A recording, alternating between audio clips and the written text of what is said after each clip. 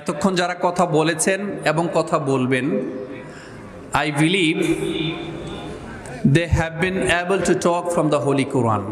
তারা প্রত্যেকেই কোরআন থেকেই কথা বলবেন, কোরআন দিয়েই কথা বলবেন। এবং যারা কথা বলে গিয়েছেন, কথা বলবেন, আমি বিশ্বাস করি তারা প্রত্যেকেই মহাবিশ্বের মহাবিশ্বয় মহাগ্রন্থ আল কোরআন থেকেই কথা বলবেন।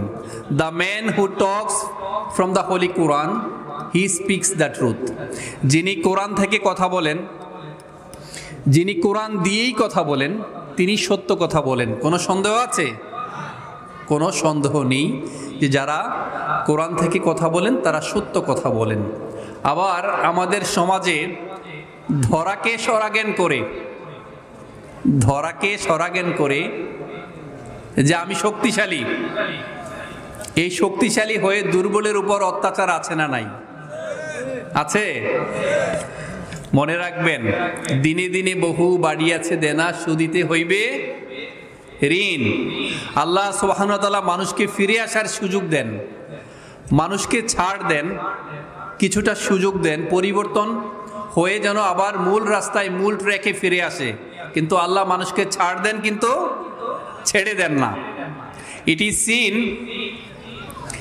is seen some people are oppressed, depressed, as well as suppressed by weak capable people or by the ruling people. দুর্বলের উপর সবলের অত্যাচার দেখা যায়।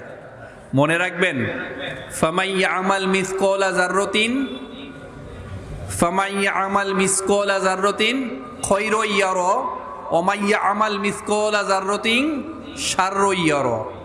আপনাকে পুঙ্খানুপুঙ্খ হিসাব দিয়েই তারপরে মহা হিসাবের দিন আপনাকে পরিত্রাণ পেতে হবে। কোন দিন? যখন সূর্য অন্ধকারে ঢেকে যাবে, যখন তারকারাজি নিজেদের আলো হারাবে, যখন পর্বতমালা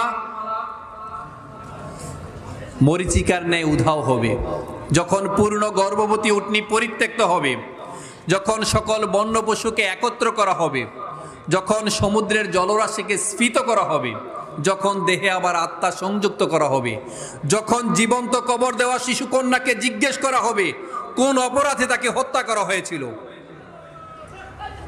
যখন প্রত্যেকের আমলনামা দেখানো হবে, যখন আকাশের আবরণ সরানো হবে, যখন জাহান্নামের আগুনকে গনগনে লাল করা হবে, যখন জান্নাতকে দৃশ্যমান করা হবে, সেদিন প্রত্যেকেই বুঝতে পারবে কোন পরিণামের জন্য সে নিজেকে প্রস্তুত করেছে। আলিমাত নাফসুম্মা আহদারত, আলিমাত নাফসুম্মা কদ্দামাত ওয়া আখরত। সেদিন প্রত্যেকেই বুঝতে পারবে তার পশ্চাতে কি রেখে এসেছে এবং অগ্রে কি পাঠিয়েছে। সেই দিন অনেক মানুষ হবে ক্লান্ত, ক্লিষ্ট, ভীত, সন্ত্রস্ত। অনেকে থাকবে তার মস্তক অবনত, আবার অনেকেই থাকবেন, অনেকের চেহারা থাকবে আনন্দোজ্জ্বল, অর্জনে পরিতৃপ্ত। তাই আমরা আশা করছি যারা কথা বলবেন তারা সবাই কোরআন থেকেই কথা বলবেন, কোরআন দিয়েই বিচার বিশ্লেষণ করবেন। কারণ এই কোরআনটির পরিশুদ্ধতার সনদ, অথেন্টিসিটি দিয়েছেন কে? আল্লাহ সুবহানাহু ওয়া তাআলা এই কোরআনটির পরিশুদ্ধতার সনদ, অথেন্টিসিটি দিয়েছেন। যালিকাল কিতাবু লা রাইবা ফীহি হুদাল লিল মুত্তাকিন। This is the book, the most authentic book in the world. There is no misgiving, there is no doubt in it, and guidance for those who are muttaqin. যারা মুত্তাকিন তাদের জন্য হচ্ছে এটা একটা গাইডলাইন, এটা একটা গাইডেন্স, এটা একটা নির্দেশনা। তো আমরা প্রত্যেকেই কোরআন থেকেই কথা বলবো, কোরআন দিয়েই বিচার বিশ্লেষণ করব, কোরআন থেকেই ডিসিশন নেব। ঠিক কিনা বলেন?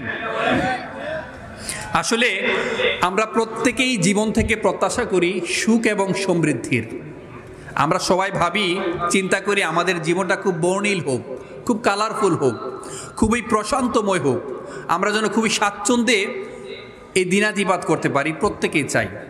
আসলে জীবন বিচ্ছিন্ন কিছু নয়, জীবন হচ্ছে সকল দিকের সমন্বয়। If we are eligible to connect or to coordinate with this elusive world and the next world, our life will be changed by the mercy and blessings of Allah. আমরা যদি এই জীবনের সাথে পরকালের কিছুটা সমন্বয় করতে পারি, তাহলে অধিকাংশ ক্ষেত্রেই দেখা যায় আমাদের জীবনে সুখ আসে, শান্তি আসবে এবং আসবে অনাবিল আনন্দ। এই যে সুখ শান্তি আনয়নের এক অব্যর্থ প্রক্রিয়া বা সূত্র হচ্ছে two know how to forgive others, কীভাবে মানুষকে ক্ষমা করে দেয়া যায়। আমরা সব পারি, আমরা সব কিছু করতে পারি। ওই যে বললাম, সবল হয়ে দুর্বলের উপর অত্যাচার করতে পারি। আমি চেঙ্গিস খান, মুখে আমার শেখ ফরিদ, বগলে থাকে ইট। আমি চাইলে তোমাকে শেষ করে দিতে পারি। মনে রাখবেন, it's very easy to find fault with others. মানুষের দোষ ধরা খুব সহজ কাজ, মানুষকে নিয়ে সমালোচনা করা খুব সহজ কাজ। বাট নিজেকে নিয়ে যদি একটু বলা যায় যে আপনি আপনাকে নিয়ে একটু আত্মসমালোচনা করেন, ইটস মাচ মোর ডিফিকাল্ট। আমরা এই কাজটা পারি না। তো আপনি যদি সুখ চান, আপনি যদি শান্তি চান, এই ইহকাল এবং পরকালে আপনি সমৃদ্ধি চান, তাহলে আপনাকে you will have to know how to forgive others, কীভাবে মানুষকে ক্ষমা করে দিতে হয়। আজকে আমরা পরতে যতক্ষণই সুযোগ পাই, আমরা আজকে ক্ষমা নিয়ে কথা বলবো ইনশাআল্লাহ বি ইজনিল্লাহ। আশা করছি you will stay with me, থাকবেন তো আমার সাথে। এক শিক্ষক তার ক্লাসের ছাত্রদেরকে বলল, তোমরা যারা ক্ষমা করতে পারো না, মানুষকে যারা ক্ষমা করতে পারো না, তার নাম নিয়ে, মুরব্বী বাবাজিরা আমার কথা কি শোনা যাচ্ছে? তো যারা মানুষকে ক্ষমা করতে পারছো না, তোমাদের সাথে করে একটা বড় পলিথিন রাখবে। পলিথিনে যাকেই ক্ষমা করতে পারছো না, তার নাম ধরে একটা গোল আলু চিনি তো আমরা না, পটেটো, এই গোল আলু এই পলিথিনের ভিতরে রাখবে। তবে শর্ত হচ্ছে ওই ব্যাগটার মুখকে আটকে রেখে এই ব্যাগ তোমার সাথে সবসময় সারাক্ষণ থাকা লাগবে। ওই পলিথিন তোমার সাথেই রাখতে হবে। ঠিক আছে, ছাত্ররা তাই করলো। যাকেই ক্ষমা করতে পারছে না, তার নামে একটা আলু ওই পলিথিনের ব্যাগে রেখে তার সাথেই রাখছে সবসময় ওই ব্যাগটি। প্রতিদিন তাই হচ্ছে, যাকেই ক্ষমা করতে পারছে না, তার নামে একটি গোলালু ওই ব্যাগে রাখছে। কিন্তু শর্ত কি দিয়েছে শিক্ষক? শর্ত কি দিয়েছেন? ওই ব্যাগটা তার সাথে সারাক্ষণ রাখতে হবে। ওই ব্যাগের মুখ আর খোলা যাবে না। আপনি ওয়াশরুমে গেলেও ব্যাগ নিয়ে যেতে হবে, খাবার খেতে হলেও ব্যাগ নিয়ে যেতে হবে, আপনি যখন রাতে ঘুমান তখনও ব্যাগ সাথেই রাখতে হবে। বাট ওই ব্যাগের মুখকে ওপেন করা যাবে না। এইভাবে 1 সপ্তাহ 15 দিন যখন গেল, ওই স্টুডেন্ট ব্যাগ আর সাথে রাখতে পারছে না। পচা গন্ধ, আলু পচার গন্ধ। আলু কিন্তু খুব টেস্ট, তাই না? মূলত আসলে আমরা তো জানি না, আলু আর ভাত কিন্তু একই জিনিস। আমরা তো আলুকে খাই তরকারি হিসাবে, কিন্তু আলু কিন্তু আমরা ভাত হিসাবেও খেতে পারি। আলু আর ভাত একই জিনিস। তো আলু খেতে খুব টেস্ট, বাট আলু যখন পচে যায় তখন কিন্তু খুব মারাত্মক আকার ধারণ করে। আমি কি ভুল বললাম? একটু উত্তর দিতে হবে সাথে সাথে আমার। মনে করতে হবে আসলে এটা একটা ক্লাস, এটা একটা ক্লাসরুম।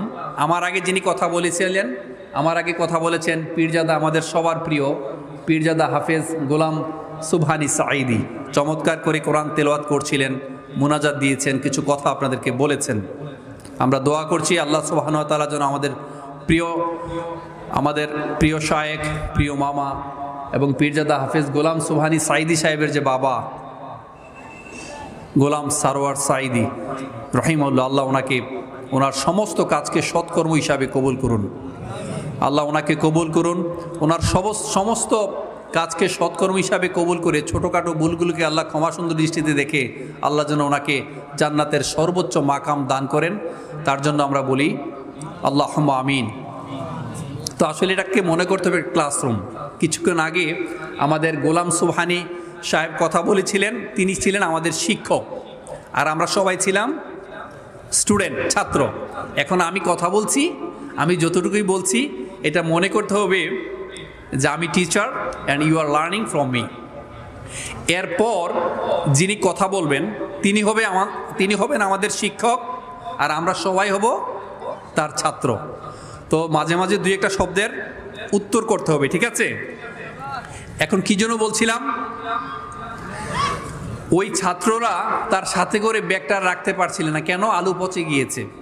শিক্ষক বললেন, সামান্য একটা আলুর গন্ধ তোমরা শুকতে পারো না, সহ্য করতে পারছো না, ঠিক তেমনি মানুষকে যখন ক্ষমা করতে পারছো না, রাগে ক্ষোভে তুমি খুব জর্জরিত হয়ে থাকো, খুব কষ্টে থাকো, তোমার ভেতরও আস্তে আস্তে তোমার যে মনুষ্যত্ব, তোমার ভেতরের যে অন্তরতম সত্তা পচে গলে নষ্ট হয়ে যায়, যার কারণে আসলে আমাদের অনেক ইবাদত কবুল হয় না।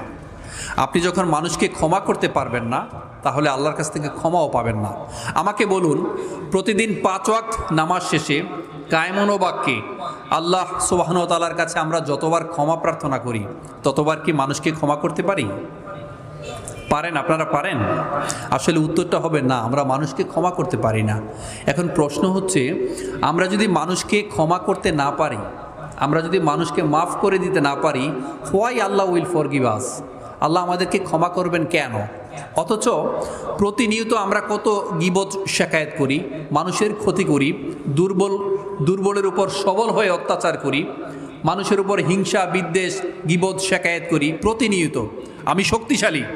আমি শক্তিশালী, আমি তোমাকে মারবো, ধরবো, তোমাকে আঘাত আনবো। অথচ বিদায় হজের ভাষণে রাসূল সাল্লাল্লাহু আলাইহি সাল্লাম কত চমৎকার করে বলেছেন, একজন বিশ্বাসী মানুষ, একজন সমর্পিত মানুষ হচ্ছে সেই যার মুখ এবং হাত থেকে অন্যের সম্পদ, সম্মান এবং প্রাণ নিরাপদ। আমাদের মুখ এবং হাত থেকে কি অন্যের সম্পদ, সম্মান, প্রাণ নিরাপদ আছে? তো প্রতিনিয়ত আমরা এত অন্যায় করি। আসলে আমরা এক একজন অভিনেতা, এই সমাজে অভিনয় করে চলছি। যদি সত্যিকার অর্থে আমাদের স্বরূপ এই সমাজে উন্মোচিত হতো, তাহলে আমাদের জায়গায় সমাজে হতো না, আমাদেরকে কেউ এই সমাজে রাখতেন না, আমরা বনে বাধারে গিয়ে থাকতে হতো। আমরা তো অভিনয় করে বেড়াচ্ছি, ভেতরের স্বরূপ আমরা প্রকাশ করতে পারছি না। আবার অনেক সময় নিজে দোষ করে আমরা মানুষের উপর দোষ চাপিয়ে দিই। এক তো হচ্ছে আমি অন্যায় করছি তার উপর, আবার দোষটা তার উপর চাপিয়ে দিই।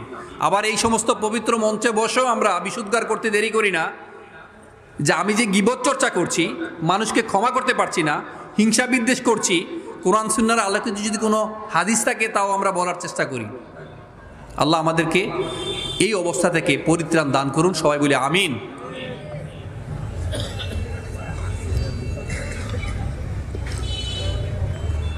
আমরা অনেক সময় নিজের দোষ অন্যের উপর চাপিয়ে দিই। আসলে আমরা সবাই পাপী, আপন পাপের বাটখারা দিয়ে অন্যের পাপকে মাপি। আমি কি ভুল বললাম? আমার পাপ কিন্তু আমি আরেকজনের উপর চাপিয়ে দিই। অথচ আমার যত পাপ যদি আল্লাহ ক্ষমা না করেন, তাহলে আমার আপনার কি হবে বলেন তো? পৃথিবী না জানুক আমি তো জানি। পারেন? আপনারা পারেন?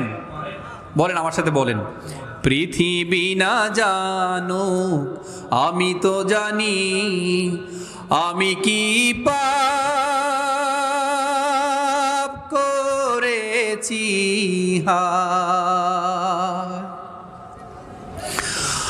আমার পাপের করলে বিচার,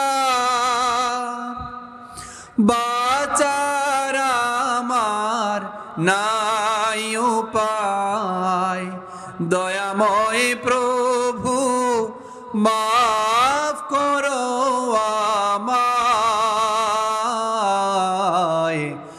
মাফ করো আমায়।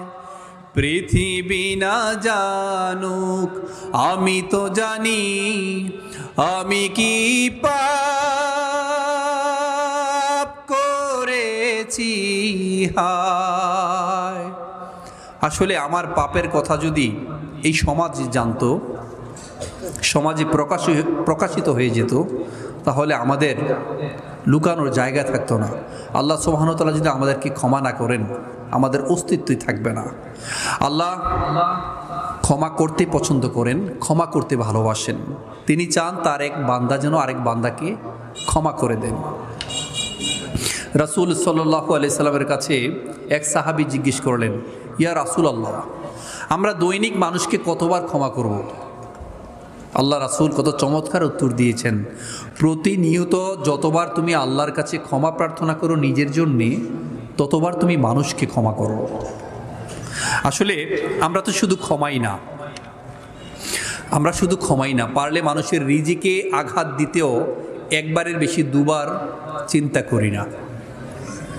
হযরত ইব্রাহিম আলাইহিস সালাম, তার একটা বৈশিষ্ট্য ছিল, তিনি কখনো একা খেতেন না।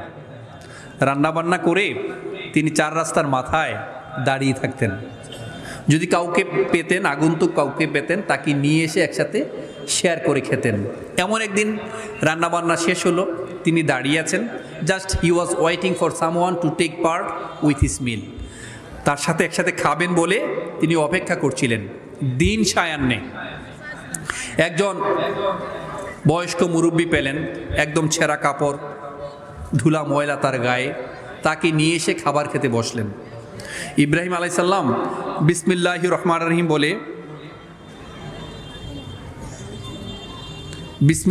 রহমানির রহিম বলে খাবার শুরু করলেন। কিন্তু ওই যে আগন্তুক লোকটি, তিনি বিসমিল্লাহ বলে খাবার শুরু করেননি। ইব্রাহিম আলাইহিস সালাম বললেন, আমি তো আল্লাহর নাম নিয়ে খাওয়া শুরু করলাম, আপনি তো আল্লাহর নাম নিয়ে খাওয়া শুরু করেননি কেন? তিনি বললেন, দেখো ইব্রাহিম, তুমি যে আল্লাহর ইবাদত বন্দেগী করো, আমি সেই আল্লাহর ইবাদত বন্দেগী করি না, আমি একজন অগ্নি উপাসক। এই কথাটি শোনার সাথে সাথেই ইব্রাহিম আলাইহিস সালাম তার প্লেটকে নিয়ে রেখে দিয়ে তাকে পাঠিয়ে দিলেন, যাও তোমার খেতে হবে না। কিছুক্ষণের মধ্যেই আল্লাহ ফেরেশতাকে পাঠালেন। ফেরেশতা এসে বললেন, দেখো ইব্রাহিম, আল্লাহ সুবহানাহু ওয়া তাআলা এই ব্যক্তিটাকে 80টা বছর খাইয়েছেন, পড়িয়েছেন, তুমি তাকে একবেলা খাওয়াতে পারোনি? নবী মানুষ তো, পুরো বিষয়টা বুঝতে পেরে তাকে আবার খুঁজে বের করে ক্ষমা চেয়ে তাকে খাওয়ালেন। আমাদের কাজী নজরুল ইসলাম কত চমৎকার একটা কবিতা লিখলেন এটা নিয়ে, 80টা বছর কেটে গেল আমি ডাকিনি তোমায় কভু, আমার ক্ষুধার অন্ন তাই বলে তুমি বন্ধ করনি প্রভু। আসলে ক্ষমার জন্য শুধু ক্ষমাই যথেষ্ট। Forgiveness is a great virtue. শুধু মানুষকে ক্ষমা করে দিলেই হয়, ক্ষমার জন্য অন্য কোনো যোগ্যতার প্রয়োজন হয় না। প্রতিশোধ নেওয়ার আপনার সকল যোগ্যতা থাকা সত্ত্বেও, প্রতিশোধ নেওয়ার আপনার সকল ক্ষমতা থাকা সত্ত্বেও যখন আপনি মানুষকে ক্ষমা করে দিতে পারেন, আপনি হবেন মহৎ। মনে রাখবেন, এটা হচ্ছে বাইহাকির একটা নারেশন। মনে রাখবেন, অস্ত্র চালানো কিন্তু পৌরুষত্ব নয়, মানুষের উপর শক্তি প্রয়োগ করা কিন্তু পৌরুষত্ব নয়। আসল পৌরুষত্ব হচ্ছে how to control yourself, how to control your weapon. আপনি যখন মানুষকে কিভাবে আপনার শক্তি দিয়ে, মানে you can do something for the betterment of human being or those who are the destitute, এটাই হচ্ছে আসল পৌরুষত্ব। মানুষকে ক্ষমা করে দিয়ে আপনি আপনার শক্তিমত্তাকে যখন পজিটিভ ওয়েতে কাজে লাগাবেন, এটাই আপনি আল্লাহর কাছে সবচেয়ে বেশি সম্মানিত হবেন। রাসূল সাল্লাল্লাহু আলাইহি সাল্লাম ছিলেন ক্ষমাশীলতার মূর্ত প্রতীক। তিনি সবাইকে ক্ষমা করে দিতেন। আমির হামজা রাসূলের চাচা, এই আমির হামজার নাক কান কেটে মালা বানিয়ে গলায় পরে নেচেছিল হিন্দা। আমির হামজার কলিজা কাঁচা ভক্ষণ করেছিল হিন্দা, সেই হিন্দাকেও আল্লাহ রাসূল ক্ষমা করে দিয়েছেন। আসলে আমরা ক্ষমা করতে পারি না। অন্তরকে না রাঙিয়ে শুধু পশম রাঙালেই ভালো মানুষ হওয়া যায় না। আল্লাহ রাসূল সাল্লাল্লাহু আলাইহি সাল্লাম বলেছেন, অন্তরকে না রাঙিয়ে শুধু বেশভূষা পাল্টালেই ভালো মানুষ হওয়া যায় না। ভালো মানুষ হতে হলে আগে মন থেকে পরিত্রাণ পেতে হবে, মন থেকে ভেতর থেকে বদলাতে হবে। You will have to change from the core of your heart. আপনি অন্তর থেকে পরিবর্তন হতে হবে, পেঁয়াজের খোসার মতো করে স্তরে স্তরে স্তরীভূত হয়ে বদলাতে হবে, তবে আপনি ভালো মানুষ হতে পারবেন। আপনি দেখেন, প্রকৃতির দিকে তাকান, একটা গাছ আরেকটা গাছের সাথে পাশাপাশি বেড়ে ওঠে, নেই কোনো ক্লেশ। মাঝে মাঝে অবাধ্য বাঁশের কঞ্চির মতো দুই একটি ডালপালা এদিক সেদিক গেলেও কত চমৎকার মেল বন্ধন তাদের মাঝে। একটা পিঁপড়া দেখেন, একটা পিঁপড়া যখন আরেকটা পিঁপড়ার সাথে কিয়ৎকাল দাঁড়িয়ে কথা বলে, যখন দেখা হয় তারা কিন্তু কিছুক্ষণ দাঁড়িয়ে কথা বলে। আপনারা কি লক্ষ্য করেছেন? I am from very rural area, আমি গ্রাম থেকে এসেছি, আমি দেখেছি। আপনারা তো আমার চেয়ে ভালো জানার কথা, দাঁড়িয়ে কথা বলেন, কিন্তু আমরা মানুষ হয়ে অনেক সময় তা করতে পারি না। বলা হয় কুকুর কখনো দিল্লি যেতে পারে না, কেন? দেখবেন সকালে কুকুরের যখন ঘুম ভাঙে, এই কুকুর যখন তার গ্রাম ছেড়ে অন্য গ্রামে যাবে বলে ঠিক করে বের হওয়ার সাথে সাথে সে যখন অন্য কুকুর দেখে, সে কি করে বলেন তো? সে কামড়াকামড়িতে লিপ্ত হয়ে যায়। যার কারণে বলা হয় কুকুর কখনো দিল্লি যেতে পারে না। আসলে ভাই, মানুষকে ক্ষমা করতে শিখুন। সহি মুসলিমের একটা নারেশন, আপনি যখন কাউকে ক্ষমা করে দিবেন, আল্লাহ সুবহানাহু ওয়া তাআলা আপনার মান মর্যাদাকে আরও অনেক বেশি বুলন্দ করে দিবে, আপনার সম্মানকে দিক বিদিক ছড়িয়ে দিবে। মহান আল্লাহ সূরা তাগাবুনের 14 নং আয়াতে খুব চমৎকার করে বলেছেন, ওয়া ইন তা'ফু ওয়া তাসফাহু ওয়া তাগফিরু ফা ইন্নাল্লাহা গফুরুর রহিম। অর্থাৎ যদি তোমরা সহনশীল হও, যদি তোমরা ক্ষমাশীল হও, তাহলে জেনে রেখো আল্লাহ ক্ষমাশীল। রাতে ঘুমোতে যাওয়ার আগে এক আনসার সাহাবী সবাইকে ক্ষমা করে দিয়ে বিছানায় যাওয়ার আগে তিনি পৃথিবীতে থাকতেই জান্নাতের সুসংবাদ পেয়েছেন। সবাইকে ক্ষমা করে দিয়ে তিনি বিছানায় যেতেন, ঘুমোতে যেতেন, এই কারণে তিনি দুনিয়াতে থাকতেই জান্নাতের সুসংবাদ পেয়েছেন। সুবহানাল্লাহ বলবেন না? আপনারা কি যেতে চান না? আল্লাহ রাসূল সাল্লাল্লাহু আলাইহি সাল্লাম আম্মাজান আয়েশাকে একটা কদরের রাতে দোয়া শিখিয়েছেন। দোয়াটা কি বলতে পারবেন? আল্লাহুম্মা ইন্নাকা আফুউন তুহিব্বুল আফওয়া ফাফু আন্নি। হে আল্লাহ, আপনি ক্ষমাশীল, ক্ষমা করতে ভালোবাসেন, আমাকে ক্ষমা করুন। আসলে দেখেন, হযরত ঈসা আলাইহিস সালামকে একবার তার বিপক্ষের অনুসারীরা, বিপক্ষের লোকজন অকথ্য ভাষায় গালাগালি শুরু করলো, কিন্তু ঈসা আলাইহিস সালাম তাদের নাম ধরে দোয়া করতে থাকলেন। ঈসা আলাইহিস সালামের যাদের অনুসারী ছিল তারা বলতে লাগলেন, আপনি তাদের নাম ধরে দোয়া করছেন কেন? তারা তো আপনাকে বদদোয়া করছে, অভিশাপ দিচ্ছে। আমার সময় কি শেষ হয়ে গেছে? যিনি আসবেন তারপরে তো উনি কথা বলবেন। ও আচ্ছা আচ্ছা, জি আচ্ছা, জি মোহতারাম বসে আছেন, কথা বলবেন, আমি আর 5 মিনিটের মধ্যেই শেষ করে দেবো ইনশাআল্লাহ। হ্যাঁ, আসলে আমাদের সম্মানিত মেহমানরা সবাই চলে এসেছে, তারা কোরআন সুন্নাহর আলোকে আপনাদেরকে শুধাবেন, আপনাদের সাথে কথা বলবেন, এবং আপনারা অনেক কিছু শিখতে পারবেন। And I think you will be able to replicate this learning you will in your society, in your community, in your daily life. এই কোরআন সুন্নাহর আলোকে যা আপনারা শিখবেন, আপনারা আপনাদের ব্যক্তিগত জীবনে, সমাজে, পারিবারিক জীবনে প্রতিষ্ঠিত করতে পারবেন। তো আমি যা বলছিলাম, ঈসা আলাইহিস সালাম সবার নাম ধরে দোয়া করতে থাকলেন। অনুসারীরা বললেন, তারা আপনাকে গালাগালি করছে আর আপনি নাম ধরে দোয়া করছেন কেন? তিনি বললেন, দেখো, আমার কাছে যা আছে আমি তাই দিয়েছি। তাদের কাছে যা ছিল তারা আমাকে গালি দিয়েছে, আমার কাছে ক্ষমা আছে, দোয়া আছে, আমি তাই দিয়েছি। সম্মানিত হাজিরিন, আল্লাহর কাছে ক্ষমা পেতে হলে আপনাকে ক্ষমা করতে হবে। প্রতিদিন যতবার আল্লাহর কাছে ক্ষমা চাইবেন, তার আগে ভাববেন, think twice before you leave. তার আগে ভাববেন যে মানুষকে ক্ষমা করে দিতে। সর্বোপরি একটা কথা না বললেই নয়, জীবনের যেই স্বাদটা, জীবনের যেই স্বাদ, যেই জিনিসটা সকল স্বাদকে বিস্বাদ করে দেয়, তা হচ্ছে আপনাকে মরতে হবে। আমরা সারাদিন দৌড় দৌড় দৌড়, ছুট করছি অস্থিরতার মধ্যে, একটা লোভ, একটা লালসা, একটা মায়াজালে আমরা নিমজ্জিত হয়ে আছি। এই মায়াজালের পেছনে আমরা ঘুরছি, একটা লোভ লালসার পেছনে আমরা ঘুরছি। অনেক হয়েছে ভাই, আসুন আমরা এবার একটু চিন্তা করি। And take a rest, take a breath, and think regarding your death. You will have to think, you will have to go back to your Lord. All of us must die. There is no doubt in it. Everybody will have to taste what is death, and none can escape from death. The most certain thing in your life is death, but the most uncertain thing in your life is the time of your death. জীবনের সবচেয়ে বড় সত্য হচ্ছে আপনাকে মরতে হবে, এটা নিশ্চিত। এটাই সৃষ্টির অমোঘ নিয়ম। This is the nature of creation. আপনাকে মরতে হবে। হযরত ওমর রাদিয়াল্লাহু তাআলা আনহু বলেছেন, মরার আগে একবার মরো। তোমার মূল হিসাব করার আগে তোমার নিজের হিসাবকে তুমি আরেকবার করে দেখো। তো আপনাকে যেহেতু মরতে হবে, আপনি মারা যাবেন, আল্লাহ সুবহানাহু ওয়া তাআলার কাছে গিয়ে আপনাকে দাঁড়াতে হবে। আলিমাত নাফসুম্মা আহদরত, আলিমাত নাফসুম্মা কদ্দামাত ও আক্ষরত। সেদিন প্রত্যেকেই বুঝতে পারবে তার পশ্চাতে কি রেখে এসেছে এবং অগ্রে কি পাঠিয়েছে। তাই আসুন আমরা মানুষকে ক্ষমা করে দিই। মানুষকে যদি আপনি ক্ষমা করে দিতে পারেন, এই যে আমাদের অনেকের বাত ব্যথা, সারা শরীরে ব্যথা, জয়েন্টে ব্যথা, আমাদের লাম্বার স্পন্ডিলাইসিস হয়, সার্ভাইকাল স্পন্ডিলাইসিস হয়, আর্থ্রাইটিস হয়, আমাদের স্পাস্টিসিটি হয়, কেন হয়? আপনি যখন মানুষকে ক্ষমা করতে পারছেন না, তখন আপনার দেহে এক ধরনের অ্যাসিডিটি তৈরি হয়, আপনার রোগ প্রতিরোধ ক্ষমতা নষ্ট হয়ে যায়, আপনি অল্পতেই অসুস্থ হয়ে যান, অনেক দুরারোগ্য ব্যাধিতে আপনি আক্রান্ত হয়ে পড়েন। মনে রাখবেন, টেনশন বা স্ট্রেস হচ্ছে দুই প্রকার। একটা হচ্ছে স্নায়ুর টেনশন, আরেকটা হচ্ছে পেশির টেনশন। পেশির যে টেনশন, কিছুক্ষণ আপনি ঘুমালে, রেস্ট নিলে আপনি ভালো হয়ে যাবেন। বাট স্নায়ুর যে টেনশন, স্নায়ুর যে স্ট্রেস, আপনি ওষুধ খাইলে ভালো হবে না। যে কোনো ট্রাঙ্কুইলাইজার, ঘুমের ঔষধ 3 মাস পর্যন্ত আপনার দেহে কার্যকর থাকবে। 3 মাস পরে কোনো ধরনের ট্রাঙ্কুইলাইজার, কোনো ধরনের ঘুমের ঔষধ আপনার কাজে আসবে না।